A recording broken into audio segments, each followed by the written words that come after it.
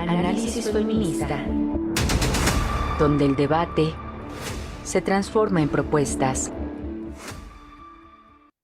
Hola, ¿qué tal? Muy buenos días. Esto es Análisis Feminista. Yo soy Lisbeth Ortiz Acevedo y estoy a nombre de la periodista Lucía Lagunes Huerta. Ella es titular de este programa. Y bueno, pues les agradezco que nos escuchen el día de hoy. También les quiero mandar un saludo y nuestro agradecimiento a las estaciones hermanas Radio Monarca, que nos transmite por el 106.7 de FM en Michoacán y también en Radio Joco con el 106.9 de FM en el Estado de México. Y hoy vamos a hablar de un tema muy importante y muy interesante que pues prácticamente lo puso en la mesa, en la sociedad, una mujer que movió y que trascendió las pantallas durante hace unos días.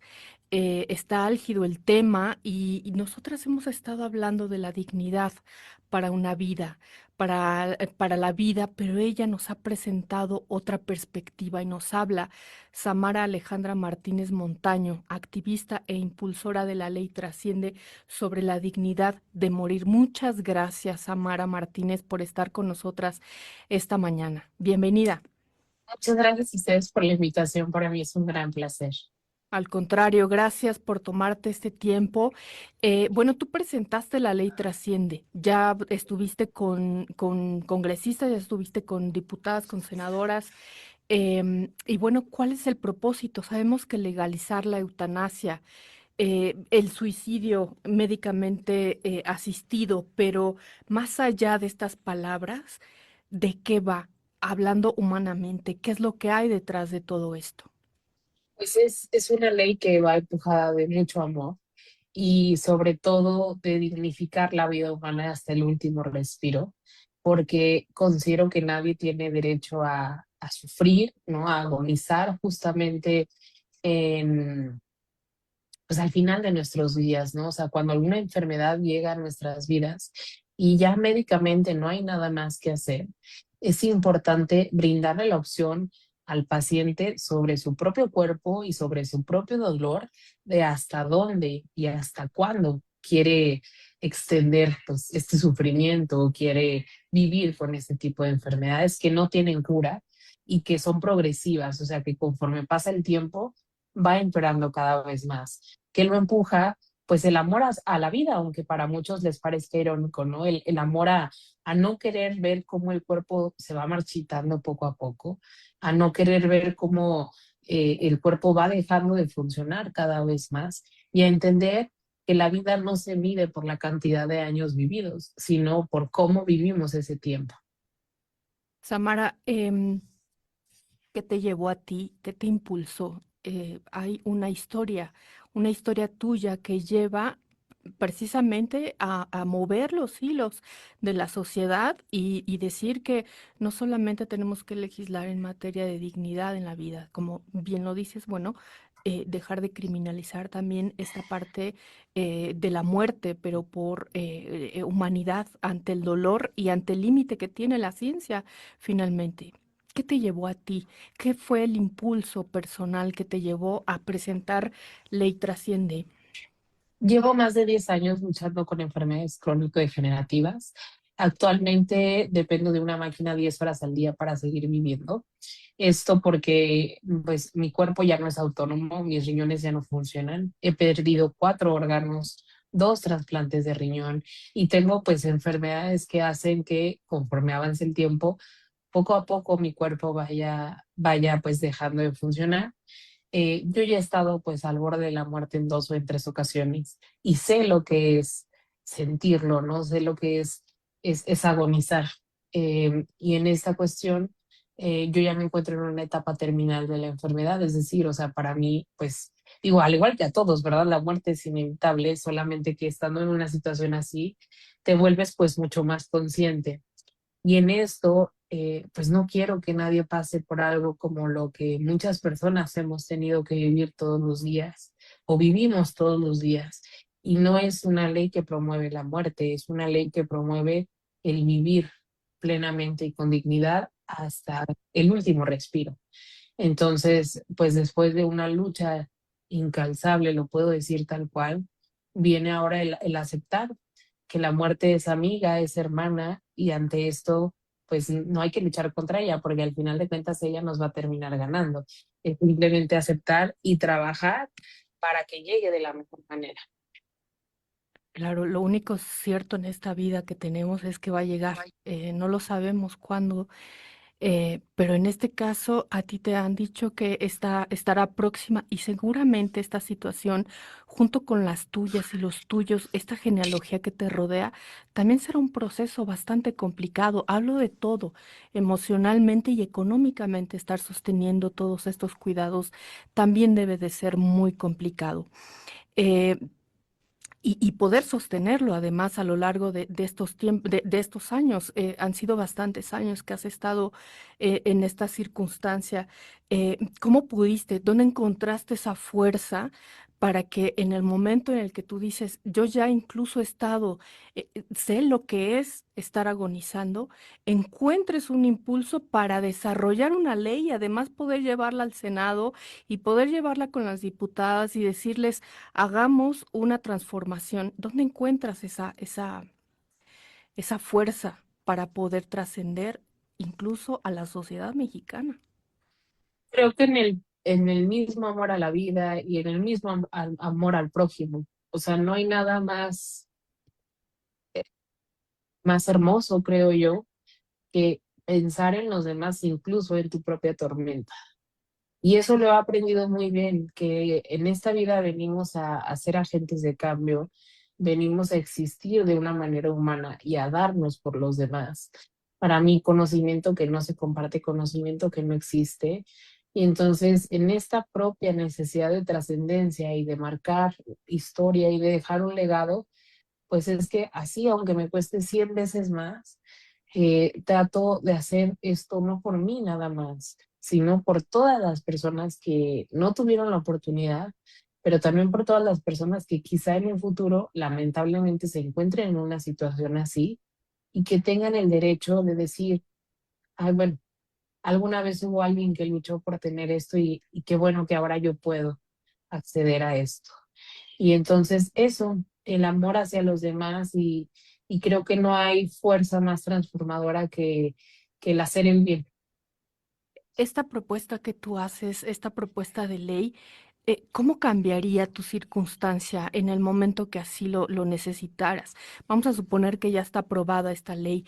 ¿Cómo sería? ¿Cómo te haría diferente a ti? Voy a particularizarlo en tu caso, pero desde luego que se extendería a la población general. Pero a ti, ¿qué diferencia te haría que estuviera aprobada esta ley? El tener calma, que cuando ya verdaderamente, ahorita estoy muy cansada, evidentemente conectarse a una máquina todos los días no es fácil. Sin embargo, pues la última energía que siento que tengo la estoy utilizando para esto. Pero justo esa paz, ¿no? Esa plenitud de saber que ya en verdad que diga, ya, no puedo más, no voy a ir a caer a un hospital, no voy a ir a volver a endeudarme o a seguir creciendo en esta cuestión, porque esa es la realidad, o sea, estar en un hospital es en mi cara, o bien no voy a ir a terminar a un pues hospital en donde, híjole, pues muchas veces se pisotea la dignidad humana porque no se tiene la infraestructura correcta. Y es esta cuestión de que ya no quiero sufrir, estoy muy cansada de estar en hospitales, estoy muy cansada pues de aplazar lo inevitable, esa es la realidad. Entonces sí te da una certeza que incluso el decir, estoy cansada, quiero que me empoderen de mi propia muerte, eso es ahí lo digno y lo lindo de esto. ¿Quién, en la ley que propones, quién te ayudaría en el bien morir? ¿Serías tú? ¿Sería alguien que tú decidas? ¿Sería algún personal médico? ¿Cómo sería este proceso?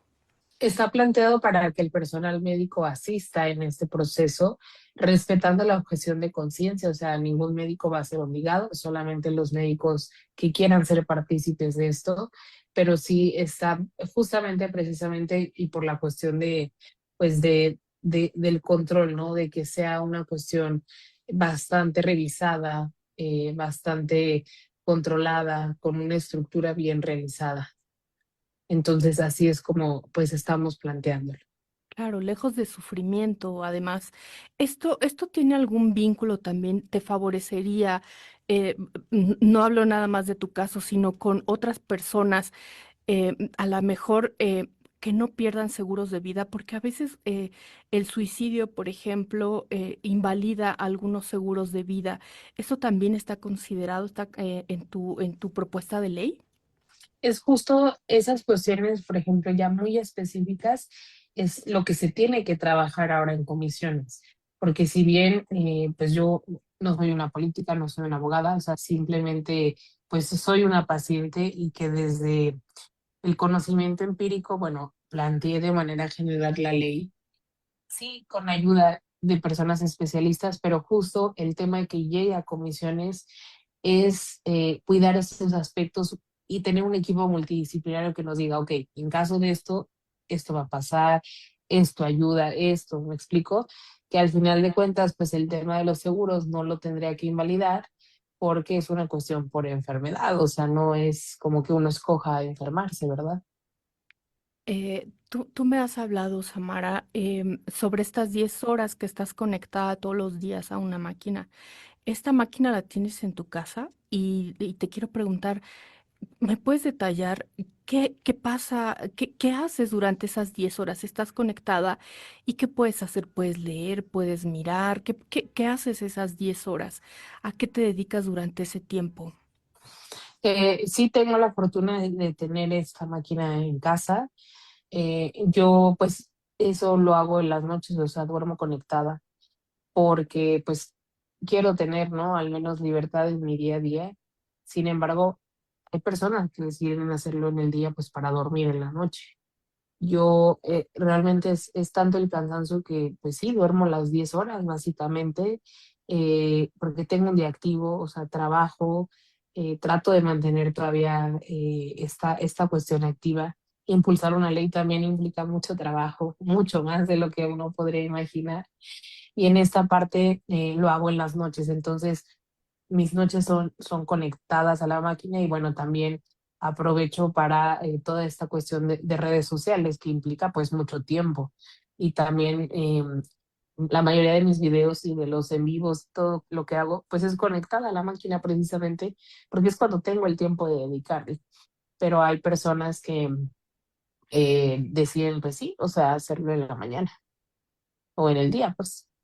Claro, em, para sostener, te quiero preguntar, sostener esta circunstancia debe ser muy complejo. Como bien dices, tienes la fortuna de tener esta máquina en tu casa, pero no creo que sea una situación que pueda sostener la mayoría de las personas. Seguramente habrá que realizar traslados hacia los hospitales para poder eso, tener el acceso a la máquina. En algunos de los casos, sostener esta situación económicamente también debe de ser un desfalco para la familia y que también debe de estar considerado ahí finalmente. ¿Esto ha sido también tan complejo para ti en estos 10 años, Amara? Totalmente. Si bien la máquina la conseguí a través del Seguro Social, pero pues todas mis operaciones y demás han sido en cuestión privada. Yo he perdido mi patrimonio, o sea, todo por lo que he trabajado se ha ido en la enfermedad. A la fecha y durante todavía varios años, mi familia está endeudada por sacar préstamos y créditos pues para solventar todos los gastos que esto conlleva y sobre todo los gastos que se nos vinieron, ¿no? El año pasado. Sí te puedo decir que, o sea, económicamente suena feo, pero sí se me ha ido todo en la enfermedad y dinero que gano trabajando, dinero que muchas veces se va en estudios, porque siempre hay cosas nuevas, ¿no? O que no hay medicamento y hay que pagar el medicamento. Entonces es muy difícil sostener algo así. No hay dinero que el hospital alcance, esa es la realidad. Y pues en la seguridad social, si bien, o sea, sirve para muchas cosas, pero hay muchas otras que no se da abasto. Entonces, es bastante dinero, más de lo que uno podría imaginar. Mensualmente, en la etapa en la que tú te encuentras el día de hoy, ¿cuánto, cuánto costeas tú junto con tu familia, con los tuyos? ¿cuánto llegan a gastar mensualmente para sostener este tipo de vida que llevas? Mira, si bien hay muchas cosas que me las da el seguro, como la máquina, las bolsas que utilizo, pero el gasto mío, o sea, total entre todo y todo son alrededor de 100,000 pesos mensuales. Es muchísimo dinero, o sea, mucho, si todo sale bien, ¿eh? Porque si caes al hospital, pues, o sea, una deuda bajita de hospital, de una hospitalización, y así te fueron 200,000 pesos. En esta cuestión, híjole, pues no hay, o sea, no, o sea, es que es impagable. Ahorita, digo, ventaja es que más del 50% de mis gastos, pues sí, son, ahora sí que son mm, tomados por el Seguro Social, pero pues también es el privilegio de tener seguro. Hay muchas personas que no lo tienen y yo veo como muchas personas que pues incluso batallan hasta para conseguir, no sé, las sesiones de hemodiálisis. Es otra terapia en la que yo ya estuve 2 años, pero cada sesión de hemodiálisis, por ejemplo, tiene un costo entre, al menos aquí en donde yo vivo, alrededor de 3,500 a 5,000 pesos por sesión, y necesitas 3 a la semana. Estamos hablando que meramente de eso son 15,000 pesos a la semana. Es mucho dinero, es mucho dinero. Sí, es un descalabro para cualquier familia, sin duda. Vamos a hacer una primera pausa. Muchas gracias. Estoy hablando con Samara Martínez. Ella es, bueno, pues es la impulsora de la ley Trasciende. Estamos hablando sobre la dignidad para la muerte. Y bueno, pues vamos a volver, pero pues les recuerdo que nos pueden escribir a nuestras redes sociales. Estamos en X, estamos en Facebook como CIMAC Noticias. Ahí, bueno, pues va a estar nuestro en vivo, pero también va a quedar colgado para quien guste escribirnos y con mucho gusto estaremos leyéndoles. Yo soy Lisbeth Ortiz Acevedo y en breve volvemos. La ley de voluntad anticipada en México, el derecho a decidir sobre el final de la vida. En países como Bélgica, Países Bajos, Luxemburgo, Canadá, España, Nueva Zelanda, Australia, Portugal y Colombia, la eutanasia es legal bajo estrictos protocolos médicos y éticos. En México, sin embargo, no está permitida. Lo que sí existe es la ley de voluntad anticipada, un derecho que permite decidir cómo vivir al final de la vida, sin acelerar ni prolongar artificialmente la muerte. Recientemente, la propuesta de ley Trasciende ha abierto el debate al buscar ampliar estos derechos e incluir la posibilidad de una muerte médicamente asistida, pero hasta ahora la legislación mexicana solo contempla la voluntad anticipada como un acto de autonomía y dignidad. La ley de voluntad anticipada fue aprobada por primera vez en la Ciudad de México en enero de 2008. Su propósito es permitir que cualquier persona mayor de edad exprese de manera libre e informada si desea o no recibir tratamientos médicos que prolonguen su vida cuando se encuentre en etapa terminal. La ley protege la dignidad humana y evita la obstinación terapéutica, es decir, la aplicación de tratamientos que ya no ofrecen beneficios y solo alargan el sufrimiento. Es fundamental aclarar que la voluntad anticipada no es lo mismo que la eutanasia. Mientras la eutanasia implica una acción médica directa para provocar la muerte del paciente, lo cual está prohibido en México, la voluntad anticipada se limita a respetar el curso natural de la enfermedad. No busca adelantar la muerte, sino permitir que ocurra sin intervenciones médicas innecesarias, privilegiando los cuidados paliativos y el acompañamiento digno. Las personas que más recurren a este derecho suelen ser pacientes con enfermedades terminales como cáncer, insuficiencia renal, enfermedades cardíacas o neurodegenerativas. Sin embargo, no es necesario estar enfermo para tramitarlo. Cualquier persona puede hacerlo de manera preventiva. En la Ciudad de México, el 60% de quienes firman este documento tienen entre 61 y 80 años, y el 64% son mujeres. Para ejercer este derecho, existen dos modalidades: el documento notarial, que se tramita ante un notario público con 2 testigos, y el formato institucional, disponible en hospitales públicos y privados. En ambos casos se requiere ser mayor de edad, estar en pleno uso de las facultades mentales, acreditar identidad y designar un representante. Además, la persona puede manifestar si desea donar sus órganos después del fallecimiento. Hasta ahora, algunos estados del país que han aprobado esta legislación son la Ciudad de México, Coahuila, Aguascalientes, San Luis Potosí, Michoacán, Hidalgo, Guanajuato, Guerrero, Nayarit, Estado de México, Colima, Oaxaca, Yucatán y Tlaxcala. En estas entidades, más de 10,000 personas han firmado su voluntad anticipada desde 2008. En el resto del país este derecho aún no está reconocido por ley.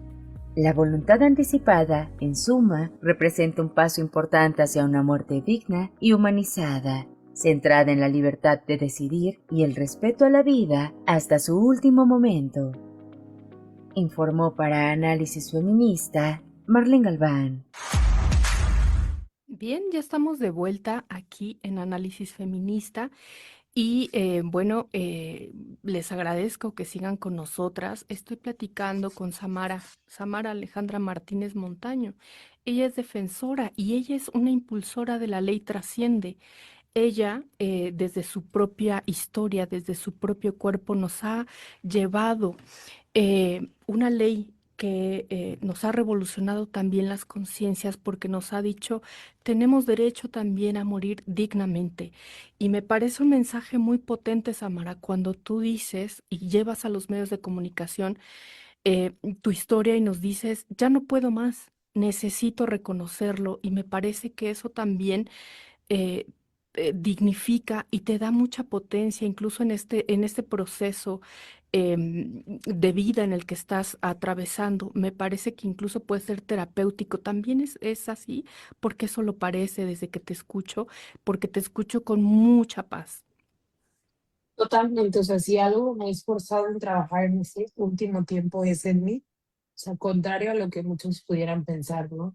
Hoy sí te puedo decir que me encuentro eh, con mucha plenitud, con mucha paz, justamente porque cuando las cosas se hacen desde el amor y con amor, pues ese es el resultado, ¿no? Además que en este tiempo he recibido muestras maravillosas de gratitud y de virtud, o sea, totalmente. Entonces, sí es un trabajo interno fuerte, pero creo que pues me he estado preparando años para esto y nada, muy segura que esto es mi gran propósito de vida y pues trabajando y luchando por conseguirlo.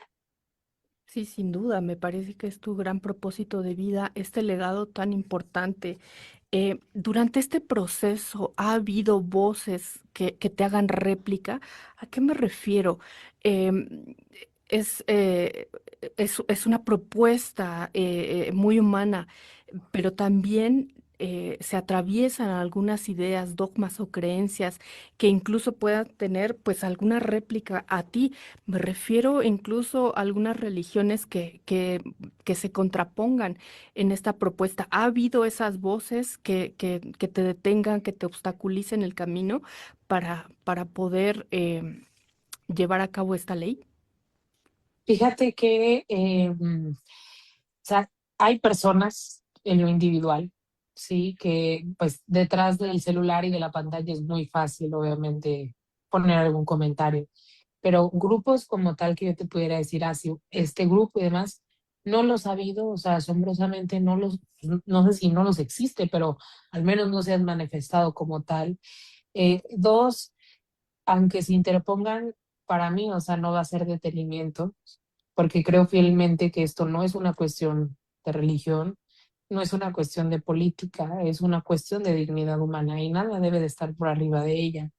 Ante esto, muchas de las personas que opinan, porque bueno, comentarios pues siempre va a haber, ¿verdad?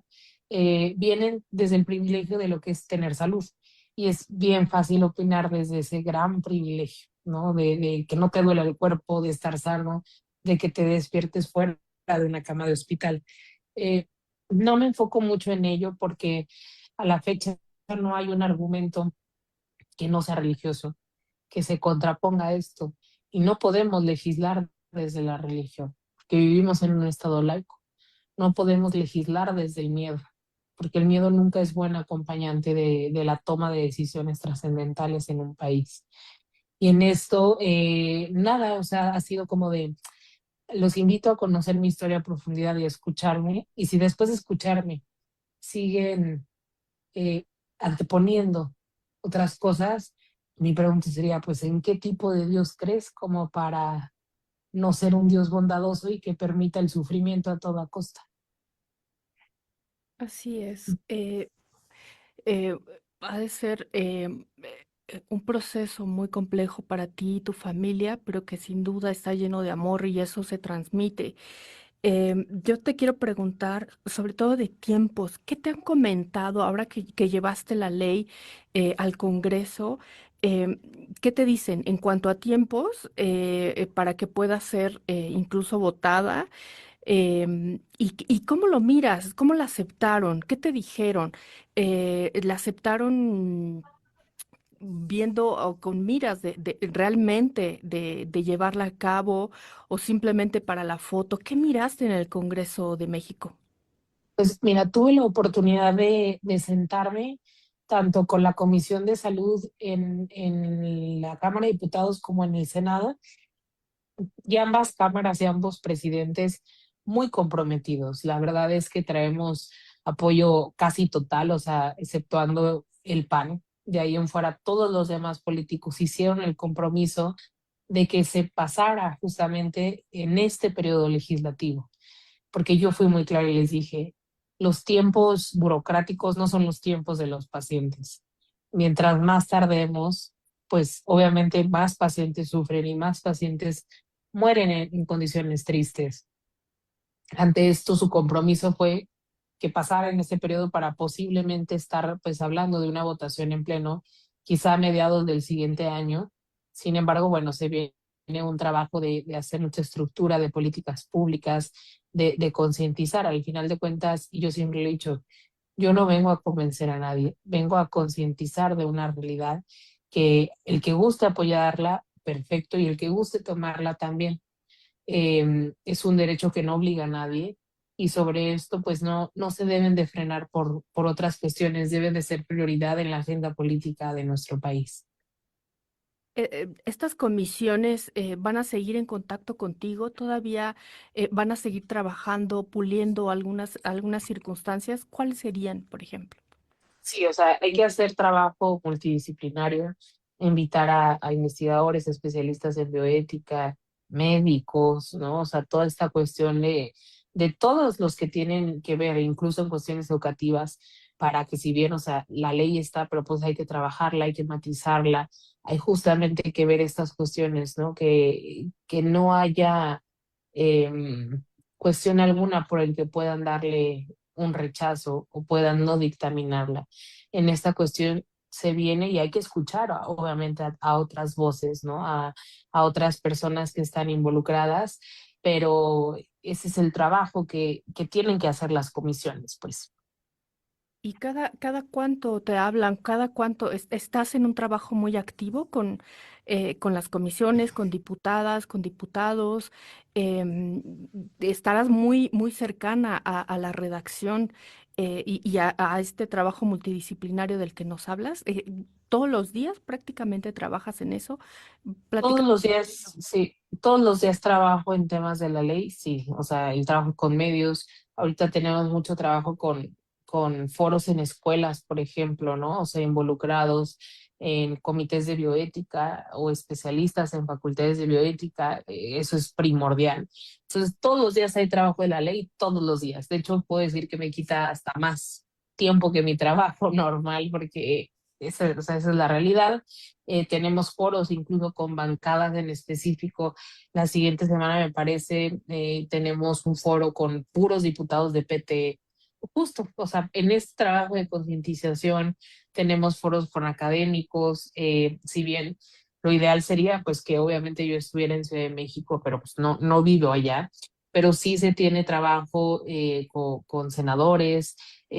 Ahorita estamos viendo pues justo para ver si hoy o mañana se presenten en senadores y pues trabajar. Ahora sí que me tienen ahí como un alacrán, ¿no? De no dejar pues que no trabajen en el tema, al contrario, es un trabajo de todos los días. ¿Y cómo la recibieron? ¿Cómo lo miras? Si ves que la aceptaron con miras a eso, a que verdaderamente se impulse y se incluso se apruebe en esta legislatura, ¿cómo la Sí, recibieron? la recibieron muy bien, firmada en pluralidad, o sea, está firmada y el compromiso está. Obviamente entiendo, bueno, que hay intereses que quizá, no sé, la política luego es extraña, ¿no? Se puede interponer, pero muy comprometidos porque a todos nos une algo, que es que todos conocemos a una persona que se fue sufriendo, que se fue tras perder la batalla de años de una enfermedad. Y creo que eso pues nos habla de que todos tenemos esta necesidad, ¿no?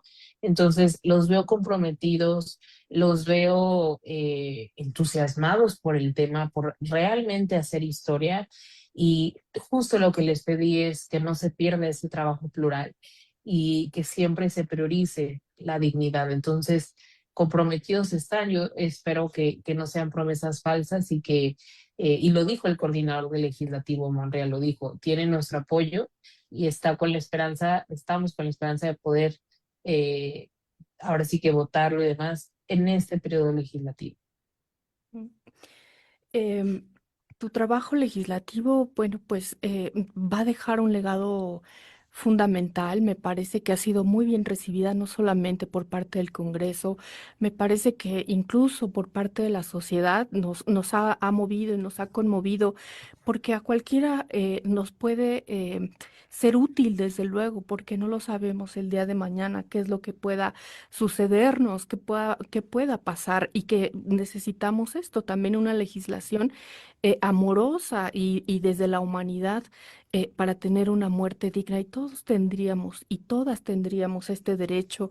Me parece que ha revolucionado estas conciencias, me parece fundamental y yo te quiero preguntar más allá incluso del trabajo ya, porque estarás muy activa en esta ley, en poder darle detalle, en pulirla. ¿Quién más que una persona que está viviendo en esta consideración puede tener verdaderamente los objetivos, en fin, como se debe de esculpir algo así? Yo te quiero preguntar, has hablado también con tu familia, más allá de esta ley? ¿Qué es lo que quieres para cuando llegue la muerte? Eso es algo que tenemos que hablarlo y me parece que también como país nos hace falta porque ni siquiera le entramos al tema de firmar documentos para las herencias, ¿no? Nos da miedo, parece que le llamamos a la muerte, pero qué mejor que en vida que podamos hacer este tipo de acuerdos en vida. ¿Cuáles son los acuerdos a los que tú has llegado en familia para saber qué es lo que tú quieres? Porque eso lo tendríamos que hacer incluso todas las Totalmente. personas.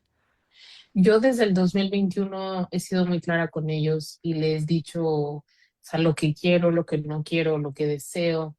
Eh, entonces, sí, se tiene hablado desde hace mucho tiempo y se sabe a cabalidad, ¿no? O sea, qué sería lo que sí, lo que no. Yo lo único que pido es justamente eso, tener la oportunidad de despedirme dignamente, de irme al mar. Siempre es esta cuestión de estar en la playa, de hacer una celebración a la vida y de poder disfrutar, aunque sea esos últimos días con mi familia. No necesito más, realmente ellos son todo lo que necesito para trascender desde la paz y desde esa plenitud y desde esa felicidad. Entonces, cuando empecé con las enfermeras, me acuerdo, no es fácil a tus 20, porque es algo que nadie piensa, contratar un servicio de gastos funerarios, pero pues ante esta realidad siempre como hablar de muerte no es fácil, pero es natural. Y esa es la cuestión. O sea, es natural. Entonces, es necesario empezar a verlo como que es un proceso natural de la vida, más allá de alejarnos, porque luego qué pasa también, y esto es enfermo, ¿no? O sea, si no te prevés, los que se quedan con toda la cuestión es la familia, ¿no? Y pues nada, o sea, en esta parte no ha sido fácil y es un proceso de todos los días, pero ahí vamos, poco a poco, aceptando cada vez más esta realidad. Samara, Yo te agradezco muchísimo, ha sido un privilegio poder entrevistarte, poder conocerte, agradecerte esta revolución de las conciencias que has generado en este país. Yo te agradezco tu propuesta, te agradezco tu fuerza para poder darnos este legado. No sabemos cuándo es el último día de cada una de las personas, pero sin duda te deseamos y te deseo desde aquí que sea tu momento de la manera como tú así lo decidas, que sea muy Muchas amoroso y gracias. rodeada de tu familia. Y yo te agradezco este legado. Sigamos trabajando y comunicándonos porque pues hay un proceso legislativo que echaste a andar y es momento de pues mirarlo para que salga apegado a derechos humanos y como pues ustedes, las personas que saben en carne propia lo que se necesita, pues tiene que ser de esta manera esculpido. Sigamos en comunicación. Finalmente, nada más tengo un minutito. eh, ¿Cómo te pueden contactar si alguien quiere escribirte sobre el tema del que hemos hablado el día de hoy? Muchas gracias.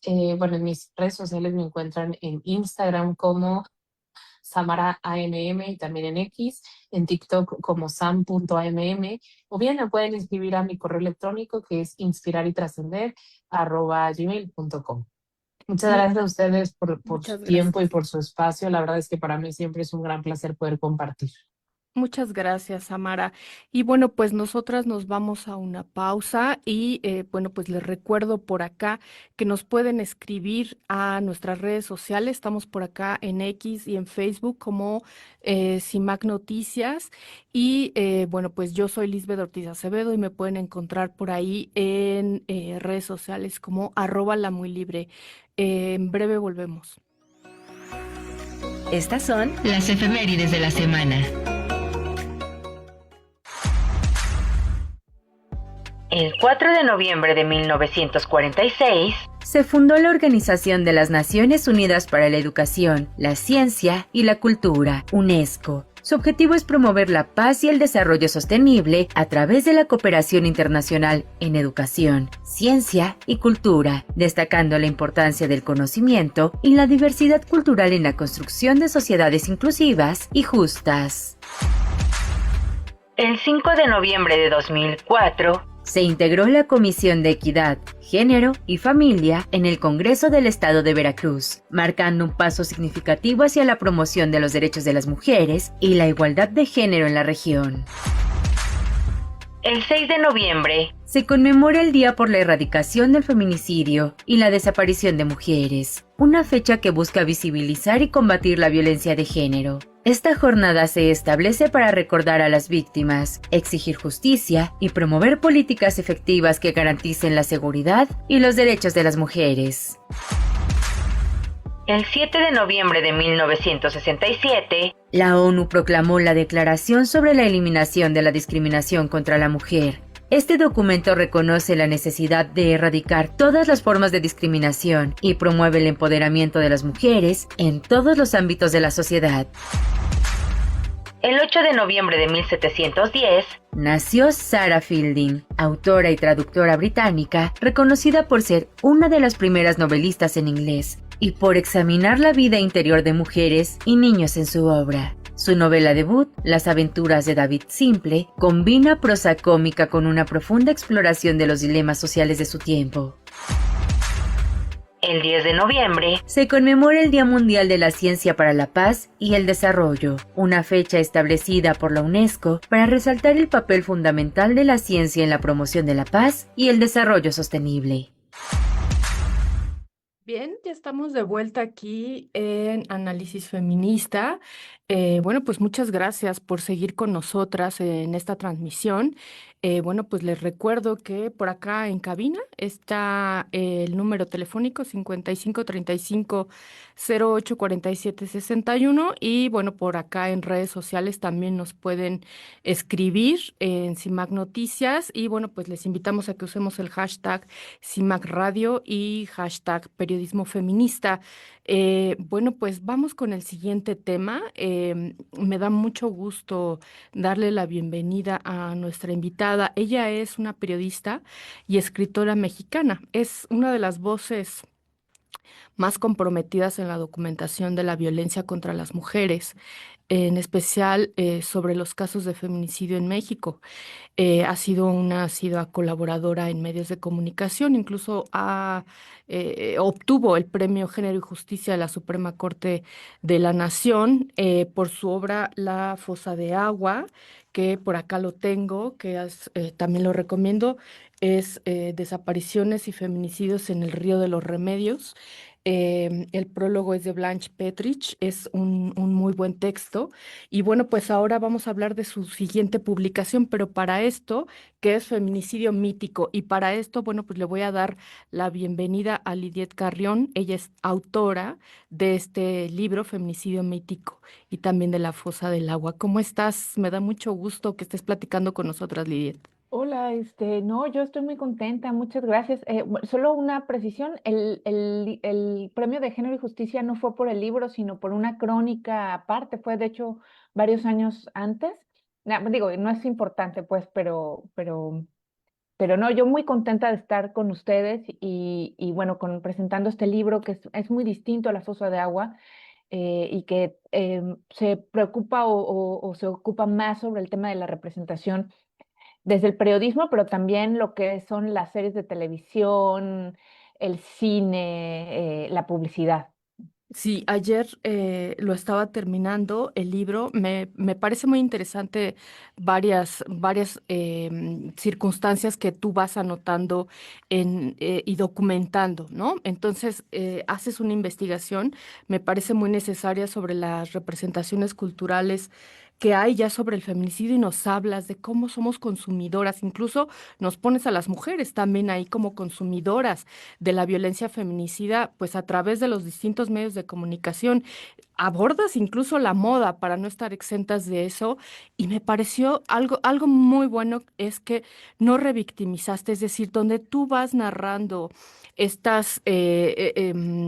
estas portadas de la moda, donde incluso representan una violación tumultuaria en la India, en fin, que sería muy factible en este momento que los medios de comunicación plasmaran ahí una fotografía para ilustrarlo y tú no lo haces y lo vas describiendo y eso me parece muy revelador y muy necesario, que volvamos a eso, eso es muy necesario y me interesa que nos platiques sobre estas narrativas, sobre lo que implica el consumo de esta moda feminicida, incluso en varios de los medios de comunicación, no solamente la moda.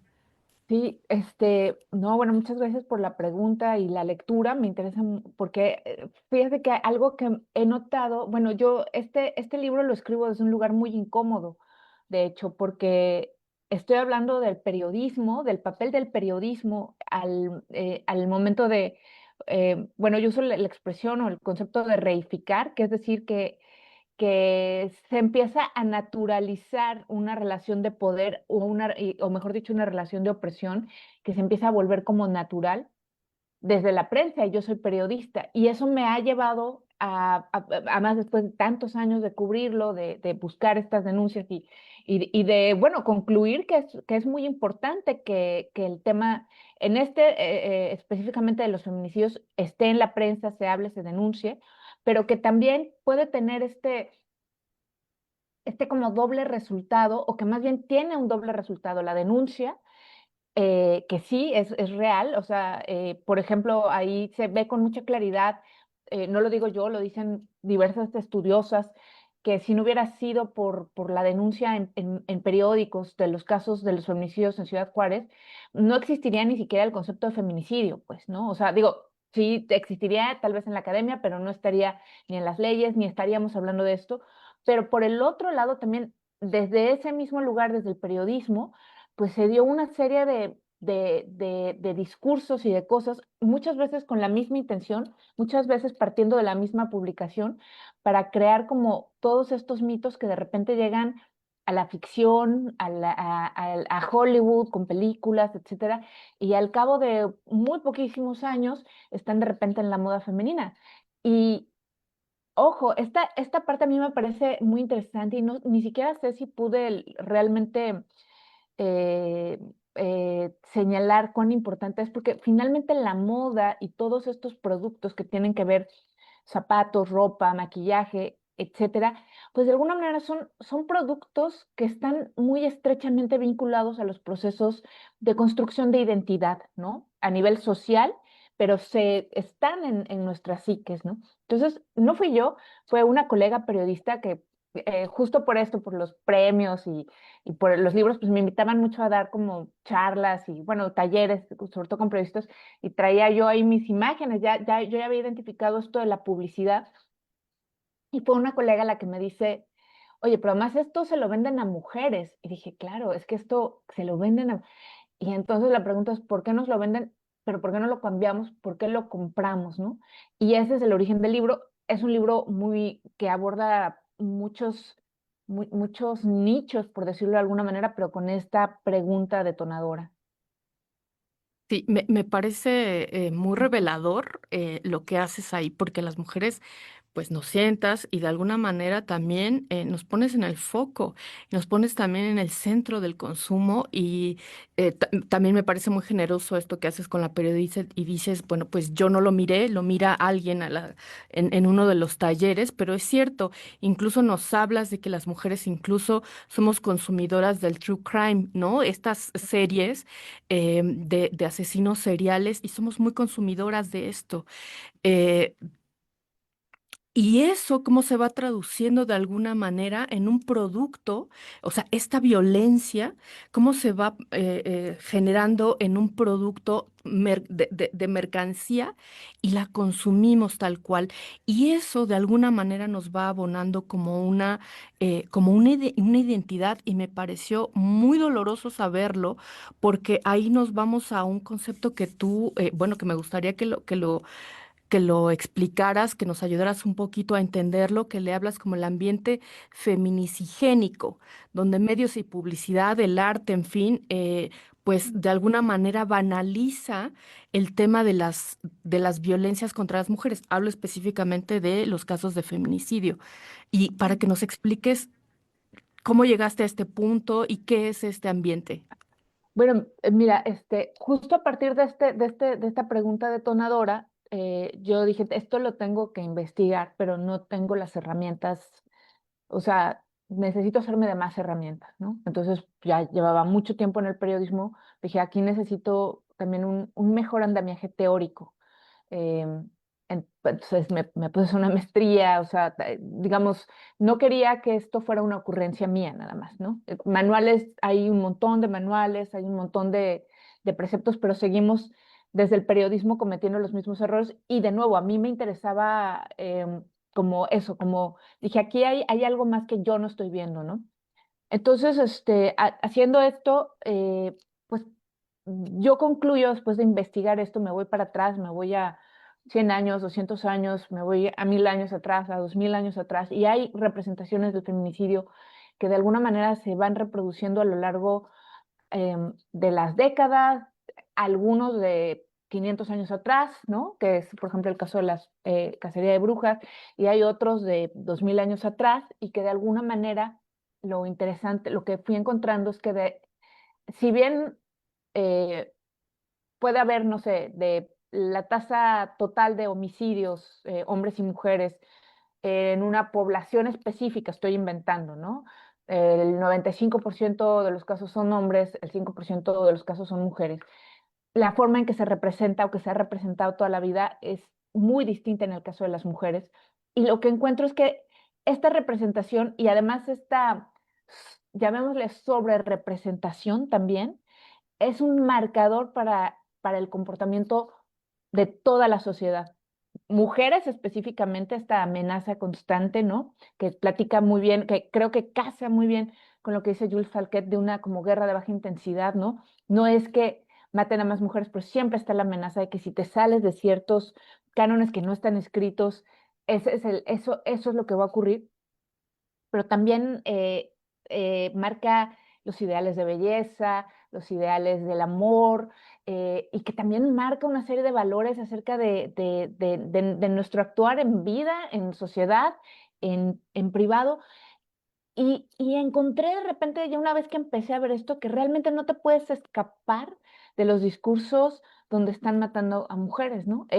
Tú platicabas, ahorita mencionabas este tema de nosotras como consumidoras de True Crime. Ahí en el libro platico un poco que pues yo lo fui.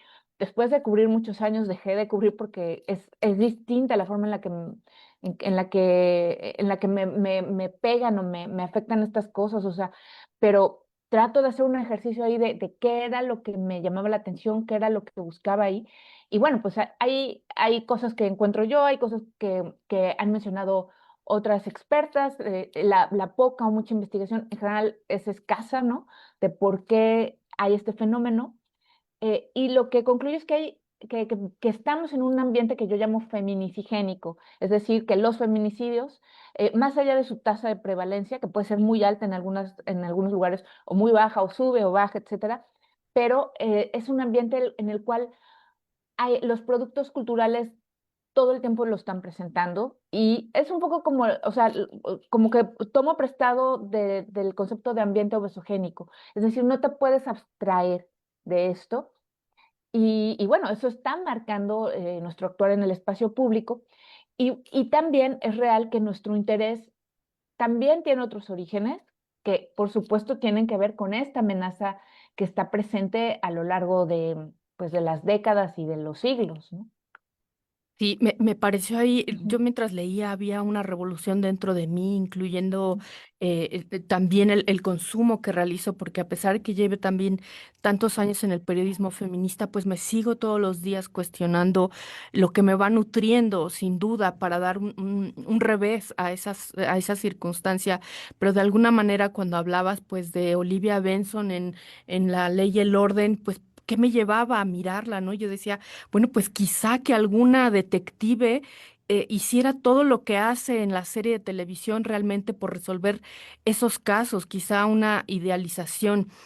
Y eso me parece muy necesario cuando vas haciendo una lectura y puedas hacer una introspección y puedas hacer un análisis de lo que consumes y cómo lo llevas a la mercantilización.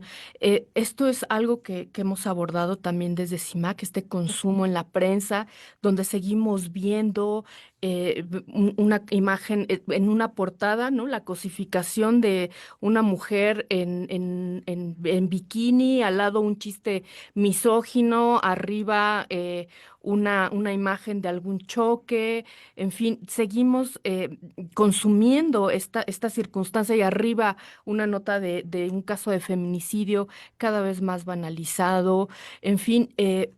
Pero tiene un origen y eso me parece muy necesario que vayamos a eso.